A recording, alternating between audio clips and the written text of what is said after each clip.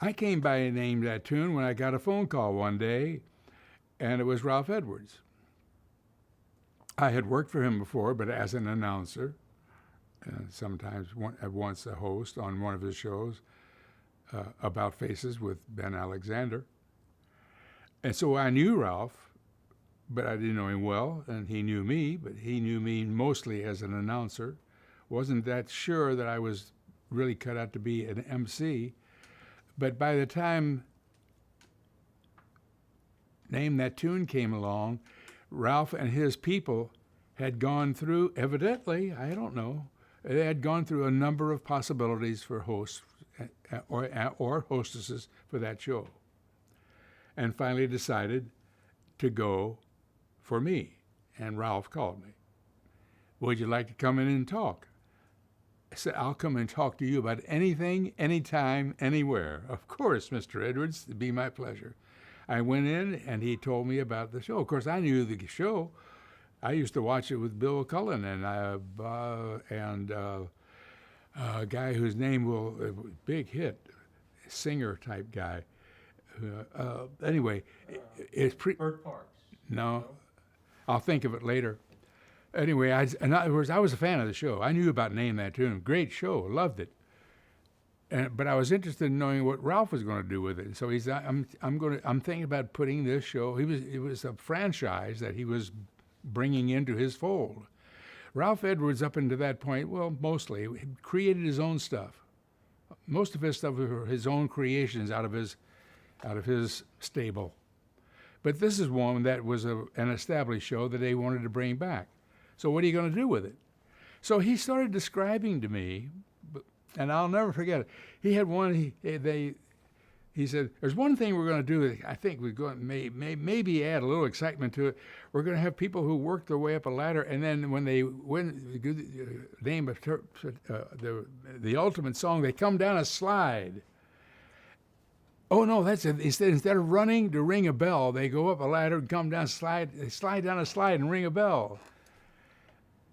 And I sat there and I listened to him. I said, "Well, that's interesting. You guys may have something there. I don't know." He said, "Well, what do you think about it?" I said, "Well, I don't." He said, "Well, come on. What do you think about it?" I said, "I think it's a game show that requires two people naming tunes." I said, "I can't see ringing a bell." I said, "The business of running back and forth to ring a bell means you have to be ambulatory. You can't use someone who is not ambulatory. It requires someone of the same age group. What do you got them in sneakers, and they did put them in sneakers when they did it in New York." And I said, and as for the coming down the slide, I said, to me, they're all distractions from what I think is a good game show. And he says, oh, yeah, good. He said, "Well, thank you very much, Tom. I sure appreciate it." I said, "Well, you're welcome. It was a pleasure talking to you." And they obviously had a few meetings. And then he called my agent and says, "We want to use Tom, but we want to talk to him about, we're going to change the format a bit from what I told him. And so let's enter into serious negotiations," which they did. And then they started talking about all the nuts and bolts. And they brought me in and did a scaled down version. They kept a couple of little things, like they had a thing called a money tree, where a tree went around with dollars in it. They had another one where there were some magnetic things on a board, and they had, I think that was Name That Tune. And they had other little things in rounds, but basically it was two people standing, not with, you don't have to run, you don't have to skip, you don't have to jump. You just stand in front of a thing and you hit a buzzer when you think you know the tune. And that was basic. In other words, they brought it down to where it was, and it worked. And I said, "I like it." And they said, and so we made a deal. That's it.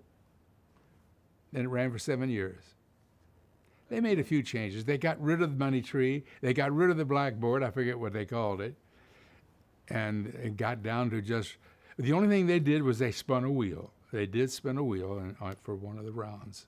But the wheel we knew was going to be a hit because that's one of the biggest attractions on Price is Right, believe it or not. People love to see a spinning wheel.